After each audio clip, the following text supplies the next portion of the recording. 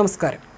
പശ്ചിമ ബംഗാളിൽ 15 വർഷം നീണ്ടുനിന്ന തൃണമൂൽ കോൺഗ്രസ് ഭരണത്തിന് അന്ത്യം കുറിച്ച് അധികാരം പിടിച്ചെടുത്ത BJP 294 അംഗ നിയമസഭയിൽ 206 സീറ്റുകൾ നേടിയാണ് അധികാരത്തിലേറുന്നത്. ബംഗാളിൽ BJPയുടെ പ്രഥമ മുഖ്യമന്ത്രി നൊബേൽ സമ്മാന ജേതാവായ രവീന്ദ്രനാഥ് ടാഗോറിന്റെ ജന്മദിനമായ മെയ് 9 സത്യപ്രതിജ്ഞ ചെയ്യുമെന്ന് BJP നേതൃത്വം വ്യക്തമാക്കി കഴിഞ്ഞു. സത്യപ്രതിജ്ഞ കൊൽക്കത്തയിലെ ബ്രിഗേഡ് ഗ്രൗണ്ടിൽ നടക്കും. പ്രധാനമന്ത്രി നരേന്ദ്രമോദി അടക്കമുള്ള പ്രമുഖർ പങ്കെടുക്കുമെന്നാണ് വിവരം. എന്നാൽ ആരാകും BJPയുടെ മുഖ്യമന്ത്രി എന്ന ചോദ്യം അവശേഷിക്കുകയാണ്.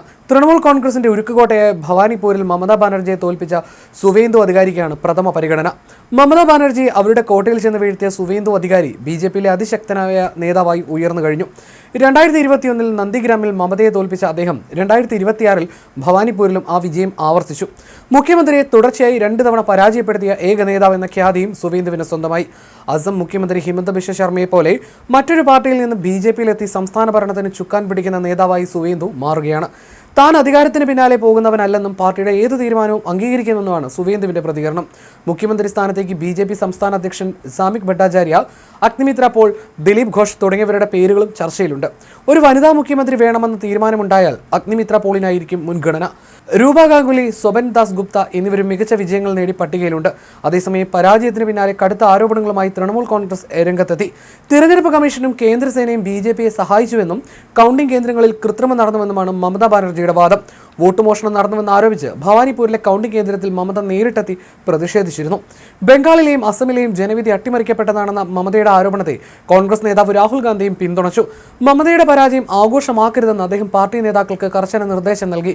TMCയുടെ പരാജയം ഇന്ത്യ സഖ്യത്തിന് ദേശീയ തലത്തിൽ വലിയ തിരിച്ചടിയാണ് നൽകിയിരിക്കുന്നത്. മമതയെ പിന്തുണച്ച് പ്രചാരണത്തിനെത്തിയ അഖിലേഷ് യാദവ്, അരവിന്ദ് കെജ്രിവാൾ തുടങ്ങിയ നേതാക്കളും ഈ ഫലത്തിൽ നിരാശരാണ്. സംസ്ഥാനത്ത് അക്രമം തടയാൻ കേന്ദ്രസേനയുടെ കനത്ത കാവൽ ഏർപ്പെടുത്തിയിട്ടുണ്ട്. തങ്ങളുടെ പാർട്ടി ഓഫീസുകൾ BJP പ്രവർത്തകർ ആക്രമിക്കുന്നുവെന്ന് TMC പരാതിപ്പെടുമ്പോൾ ജനവിധി അംഗീകരിക്കാതെ അക്രമം അഴിച്ചുവിടാനാണ് മമതയുടെ ശ്രമമെന്ന് BJP തിരിച്ചടിച്ചു. ബംഗാളിലെ ഈ മാറ്റം കിഴക്കൻ ഇന്ത്യയിലെ BJPയുടെ വളർച്ചയ്ക്ക് പുതിയ വേഗം നൽകും. അഴിമതി ആരോപണങ്ങളിൽ മുങ്ങിയ തൃണമൂൽ സർക്കാരിനെ ജനങ്ങൾ കൈയൊഴിഞ്ഞുവെന്നും പുതിയൊരു വികസന മാതൃകയ്ക്കാണ് ബംഗാൾ വോട്ട് ചെയ്തതെന്നും BJP കേന്ദ്രങ്ങൾ വിലയിരുത്തുന്നു. മുഖ്യമന്ത്രിയെ തീരുമാനിക്കുന്നതിനായി പ്രധാനമന്ത്രിയുടെയും അമിത്ഷായുടെ നേതൃത്വത്തിൽ ഡൽഹിയിൽ നിർണായക യോഗങ്ങൾ നടക്കുകയാണ്. സുവേന്ദു അധികാരി തന്നെ മുഖ്യമന്ത്രിയാകുമെന്ന പ്രതീക്ഷയിൽ പ്രവർത്തകർ ആഹ്ലാദ പ്രകടനങ്ങളും ആരംഭിച്ചു കഴിഞ്ഞു.